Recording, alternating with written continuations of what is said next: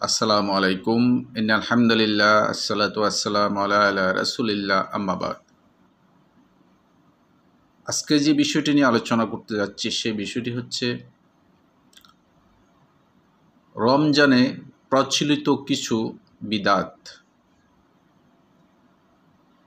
আর এই বিষয়টি খুব সংক্ষিপ্তভাবে আলোচনা করার চেষ্টা করব ইনশাআল্লাহুল আজিজ। আল্লাহ সুবহানাহু ওয়া তাআলা পবিত্র কোরআনের সূরা বাকারার 9 নম্বর সূরার 183 নম্বর আয়াতে বলেন, আউযু বিল্লাহি মিনাশ শাইতানির রাজীম, ইয়া আইয়ুহাল্লাযীনা আমানু কুতিবা আলাইকুমুস সিয়ামু কামা কুতিবা আলাল্লাযীনা মিন ক্বাবলিকুম লাআল্লাকুম তাত্তাকুন। অর্থাৎ, হে ঈমানদারগণ বা বিশ্বাসীগণ, পূর্ববর্তী কওমদের উপর যেমন সিয়াম বা রোজা ফরজ করা হয়েছিল, তেমনি তোমাদের জন্য এটি অপরিহার্য কর্তব্যরূপে নির্ধারণ করা হলো, যাতে তোমরা সংযমশীল হতে পারো। এখন এই রোজা বা রমাজান পালন করতে গিয়ে বিভিন্ন ধরনের বিদাত পরিলক্ষিত হয়। এই রমাজান বা রোজা সহি শুদ্ধভাবে যদি পালন করা না হয়, তাহলে এটি আল্লাহ সুবহানাহু ওয়া তাআলার কাছে গ্রহণযোগ্য হবে না। কারণ এটি ইসলামের 5টি স্তম্ভের মধ্যে অন্যতম একটি স্তম্ভ, অন্যতম একটি ইবাদত, সিয়াম বা রোজা। এই ইবাদতটি যদি খালেস সঠিকভাবে সহিভাবে করা না হয় এবং এটি যদি বিদাত যুক্তি ইবাদত হয়, তা তো আল্লাহ সুবহানাহু ওয়া তাআলার কাছে গ্রহণযোগ্য হবে না। এবার আমরা দেখি এই রোজার সাথে বা রমজানের সাথে কি কি ধরনের বিদাত পরিলক্ষিত হয় আমাদের সমাজে। যেমন রোজা বা সিয়ামের যে নিয়ত, সেটি সশব্দে মুখে উচ্চারণ করা, যার কোনো প্রয়োজন নেই। নিয়ত হচ্ছে সংকল্প, ইচ্ছা, ইরাদা করা।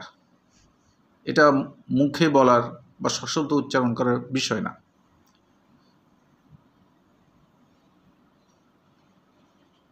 আবার একটি দোয়া উচ্চারণ করা হয়, যেমন নাওয়াইতু আন আসমা গাদা মিন শাহরি রমাজান। এই যে দোয়াটি বলা হয়, এই দোয়াটি একটি বিদাত, অতিরিক্ত একটা জিনিস। এটা বলারও কোনো প্রয়োজন নাই।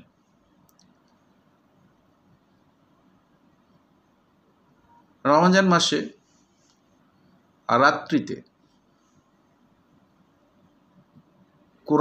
পবিত্র কোরআন খতমের উদ্দেশ্যে কারি ভাড়া করা হয়, ভাড়াটিয়া কারির মাধ্যমে তা খতম করা হয়। এটি এক ধরনের বিদাত। রমজান মাসে এক রাত্রিতে মাইকে কোরআন খতম করা হয়, যাকে সবিনা পাঠ বলা হয়। এটিও এক প্রকারের বিদাত। রমজান মাসের একটি গুরুত্বপূর্ণ অংশ হচ্ছে ইফতার। ইফতারের সময় আল্লাহ রাসূল বলছেন যে তোমরা যত তাড়াতাড়ি সম্ভব ইফতার করবে, কারণ আল্লাহ রাসূল সাল্লাল্লাহু আলাইহি ওয়াসাল্লাম হাদিস আছে যে তোমরা যত তাড়াতাড়ি ইফতার করবে দিন ততদিন বিজয়ী থাকবে। তোমরা যত তাড়াতাড়ি ইফতার করবে তোমরা তত কল্যাণের মধ্যে থাকবে। এই ইফতারের সময়টা হচ্ছে সূর্য অস্তমিত হওয়ার সাথে সম্পর্কযুক্ত। কিন্তু আমরা দেখি চারদিকে যে ইফতারের সময়টাকে মাগরিবের আজানের সাথে সম্পর্কিত করা হয়ে গেছে। হ্যাঁ, আজান যদি সূর্য অস্ত যাওয়ার সাথে সাথে দেয় তাতে তো কোনো সমস্যা নাই, কিন্তু সেটা তো পরিলক্ষিত হচ্ছে না। আজান দেখা যায় 2-3 মিনিট পরে হচ্ছে এবং সবাই আজানের জন্য অপেক্ষা করছে, এবং অনেকে আছে আজানের পরেও আরও 2-3 মিনিট অপেক্ষা করে, মানে আরও ফাঁকাভুক্ত হওয়ার জন্য। আসলে তো আল্লাহ রাসূল সাল্লাল্লাহু আলাইহি ওয়াসাল্লামের যে হাদিস সাথে সেটা সাংঘর্ষিক একটা বিষয় হয়ে গেল। আল্লাহ রাসূল বলছেন যারা ইফতার দেরিতে করে তারা ইহুদি এবং খ্রিস্টান যারা আছে তাদের সমতুল্য, তাদেরকেই অনুকরণ করে বসলো, কারণ দেরিতে ইফতার করে ইহুদি খ্রিস্টানরা। সুতরাং এই ইফতারটা সূর্য অস্ত যাওয়ার সাথে সাথে করে ফেলতে হবে। একটু দেরি করা সেটাও এক ধরনের বিদআত আমাদের সমাজে পরিলক্ষিত হচ্ছে। এই ইফতারের পূর্বে একটা জামাতি মোনাজাত লক্ষ্য করা যায়, এটাও এক ধরনের বিদআত, এর কোনো প্রয়োজন নেই। ইফতারের সময় দোয়া বলা হয়, আল্লাহুম্মা ইন্নী আসআলুকা বিরাহমাতিকাল্লাতী ওয়াসিআত কুল্লা শাইইন আন তাগফিরালি। এই দোয়াটি বলা হয়, এটারও কোনো প্রয়োজন নেই।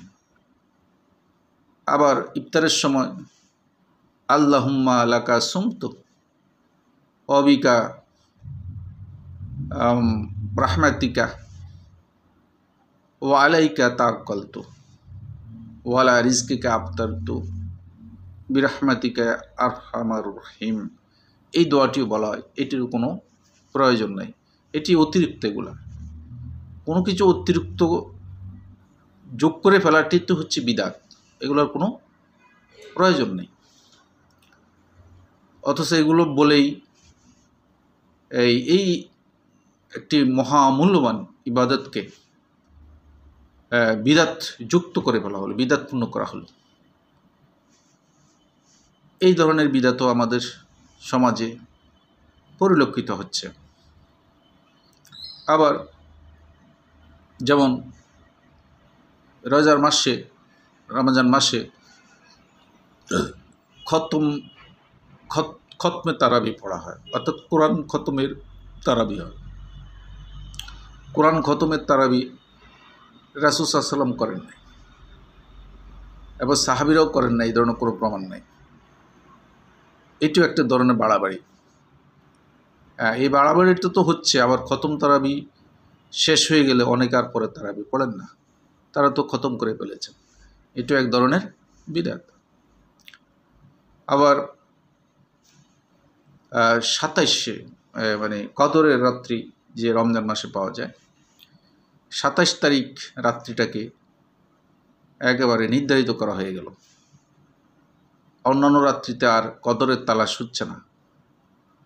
অথচ আল্লাহ রাসূল বলছেন, হাদিসে আছে যে তোমরা রমজানের শেষ দশকে বিজয় রাত্রিতে কদরকে তালাশ করো। কিন্তু 27 রাত্রিকে আমরা নির্ধারণ করে বসে আছি, ওই রাত্রিতেই এটা যেমন নির্ধারণ করাটাও এক ধরনের বিদআত, ওই রাত্রিতে কেউ আবার 100 এমনকি 1000 রাকাত নফল সালাতও আদায় করে, এটাও এক ধরনের বিদআত। ওই রাত্রিতে অনেকে আবার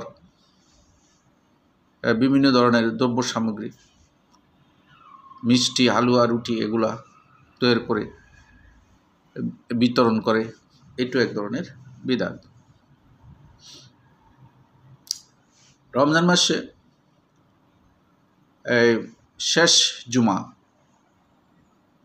অনেকে এটাকে জুমাতুল বিদায় জুমা বলা হয়, এবং এই বিদায়ী জুমাকে নিয়ে বিশেষ উদ্দীপনার সহিত এটিকে পালন করা হয়। এটারও কোনো প্রয়োজন নেই, এ ধরনের কোনো আচরণ বা এ ধরনের কোনো প্রমাণ হাদিসে নেই বা পাওয়া যায় না।